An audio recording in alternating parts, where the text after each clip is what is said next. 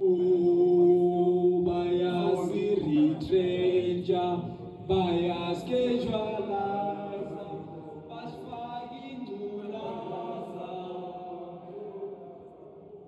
know that only mainstream finance can fund the estimated $100 trillion of investment needed over the course of the next 3 decades for a clean energy future.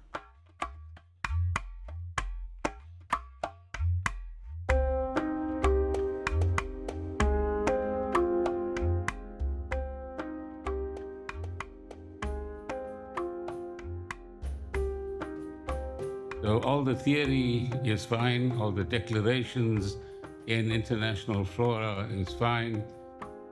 The climate experts say that we're already way beyond 1.5 degrees increase in temperature by 2050. Komati is the place where, as we say colloquially, the tire hits the road. Now, why I like the Komati coal fire, and what I'm saying always, that this is a very good prototype to, if we want to be successful, for example, in Asia, we will need to close every single day a coal-fired plant for the next 20 years. So we strongly believe that the World Bank and the IMF, they are just imposing this just energy transition on us, and it is unfair on us. Ngingasebenza la e-power station Komati. Ngisebenza eNandi we-company sibenza ngokucleaner vele. Hey, life has been hard, man. My husband passed away 2014. That's where the problem started. I had to look for a job. I had to do something, so we got a job here in power station. It was just a temporary job for 6 months. And then after that, the power station shut down. 2007, 2008, then all the contractors came in, all right? Everyone was happy, everyone was working, all right? Now, you find a lot of the guys sitting in the streets,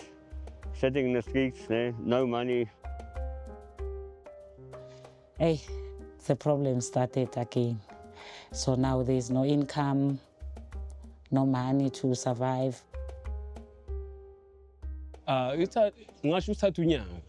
Yeah, ithatha unyaka because ayiza ngivala ukuthi vele ivalwe insika usayisebenzi vele sidalo.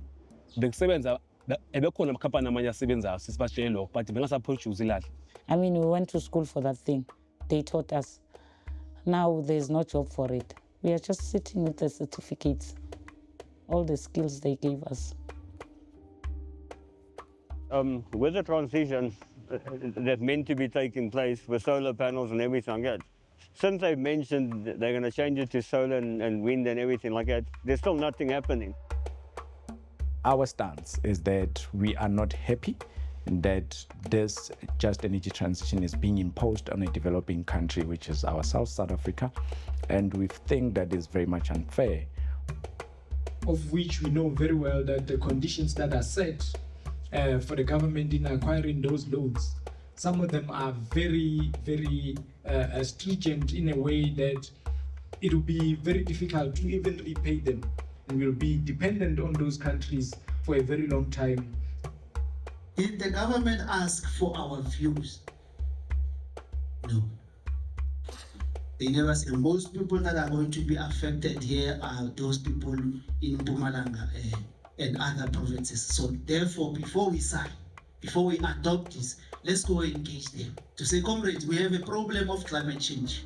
How can we mitigate around this thing? A decision was taken on our behalf. Like now, people are forced to relocate to other places. Now we're talking about money. Once you start relocating from where you are staying to another place. Just look now, especially the youth right now. You sit at the home, have no work, no anything, just you wake up at the morning, you sit at the shop. Look right now, look the people, look others say you come here to sell the fruits, peanuts, orange, to survive yourselves. And once you deal with future generations, you are just being brutal and inhuman in your approach. It's just an imperialist agenda to come and undermine our economy. will you ensure continued livelihood? Are there alternative sources of livelihood, be it agriculture, be it alternative economic opportunities to keep the town running and not becoming a ghost town? It's a ghost town. They told you the truth. It is. Till when? Because I have a house here. I must fight for my rights. I pay bills here. But what is most important, comrades, because we are members of the community before we are workers. We are for clean energy, but it should be in a pace and manner that is suitable for the country, that is affordable for the country. I think there's a general acceptance that energy security is important to bolster economic activity, and there's a clear understanding that South Africa needs to transition in a very careful manner. So the delays in terms of shutting the power stations, as an example, are understood within that context, as long as the targets for 2030 are not shifted. They themselves did not have a plan as to how they're going to deal with the results and the employees and all these problems that we are faced with as a country. We're very stringent on social protection measures, and if we're going to transition, the cost of transitioning must be hard to ensure that nobody is left behind.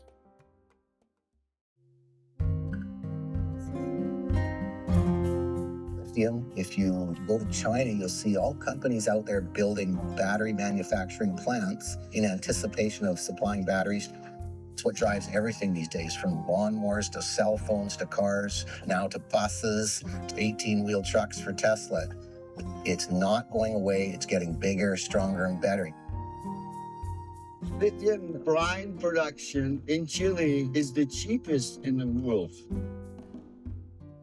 Y en el caso del litio es un caso bien singular porque la explotación se hace en los salares. Los salares son prácticamente un oasis en el desierto, donde hay flora, donde hay fauna, donde hay comunidades y son entonces fuente de vida. Hay estudios del impacto en la flora, el impacto en la fauna, cómo ha bajado el nivel freático, el estrés hídrico que hay en el salar de Atacama. Bueno, la primera situación medioambiental es que el salar no es una empresa ni una maquinaria en la cual se le pueda extraer, digamos, el litio de la forma que se está haciendo. Yo lo considero un invasor, un peligro latente para nuestras culturas ancestrales, porque vamos a perder, porque hay intereses. Por sobre la naturaleza prima la economía, el neoliberalismo y todo el consumo. Y en el segundo periodo de la presidenta Bachelet, lo primero que ella planteó es llamar a una Comisión Nacional del Litio, un grupo de expertos, para que elabore una política pública o sugiera elementos para una política pública del litio en la perspectiva de que el litio sirva para el beneficio del país. Cómo poder ocupar este mineral que lo tenemos en salares y que empieza a ser clave para la transición energética en beneficio de todos. Pero aquí en Chile la explotación principal sigue siendo el carbonato de litio, y en ese aspecto cualquiera pudiera pensar que los salarios de los trabajadores que trabajan en la minería del litio son similares al resto de las minerías, y la verdad es que no es así. Además, siempre cuando yo llegué estaba la inquietud de formar un sindicato, porque todos querían tener los mismos beneficios. Dado que ganaban menos, tenían que pagarse su pasaje, pagar su alojamiento, pagar su comida. Al final, digamos, era para poder llegar con un poco de dinero, tenían que sacrificar digamos, sus comodidades o restringir su alimentación. Yo me recuerdo que se empezó a conversar en los baños, se empezó a conversar en las noches, se hacían reuniones de a poco, hasta que finalmente, el 4 de septiembre de 1999, se forma el Sindicato de Trabajadores SQM Salar. Ahora, ese tema no es solo del litio, ¿no? Yo creo que ese tema es el tema de los recursos naturales de los países periféricos que venimos lidiando y tenemos experiencia ya hace 300 años. Nuestros países han sido tomados como países que entregan materias primas a los países centrales con un intercambio desigual, y la respuesta es, bueno, vamos a seguir explotando no solo litio, sino que vamos a seguir explotando cobre, vamos a seguir explotando nuestros mares, nuestros bosques. ¿A qué precio? Además, soy coordinador del movimiento Litio para Chile. Bueno, el movimiento Litio para Chile se concretó en noviembre del 2016, pero venía como consecuencia de por decirlo, una confrontación que existía en contra de SQM por todas las irregularidades que estaba cometiendo en contra de los trabajadores, incluso negándoles la posibilidad de la negociación colectiva, que es un derecho constitucional, con todas las limitaciones que tiene, pero que es un derecho constitucional que tenía.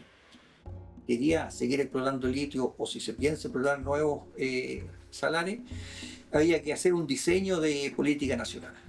Y podemos conversar de cuáles son esos elementos que están ahí, que después el presidente Boric los tomó ahora en su mandato y los transformó en una estrategia, en un plan estratégico para poder desarrollarlo. Vino para acá, se reunió con nosotros y toda la cuestión, pero no nos dijo que venía la Estrategia Nacional del Litio. Después, sorpresa. ¿Cuál es el problema? El problema es que acá, si entre el acuerdo no está presente ni las comunidades, la comunidad atacameña, ni mucho menos los trabajadores. Así que, en síntesis, fue un acuerdo empresarial. Porque te junto con que los trabajadores no fueron considerados, tampoco las organizaciones originarias fueron consultadas o fueron, digamos, primero conversadas, ¿no? Sino que sencillamente se llegó después con el acuerdo, con todas las cosas que se estaban generando. Y eso, obviamente, yo creo que tiene que ser un procedimiento que tiene que cambiar, y es lo que dice que están tratando de cambiar con las comunidades y los pueblos originarios. La diferencia la tiene que hacer el Estado chileno en términos de resguardar efectivamente que no se destruya algo que beneficia al bien común del país. O sea, primero tiene que estar el bien común y después ver la situación de la rentabilidad.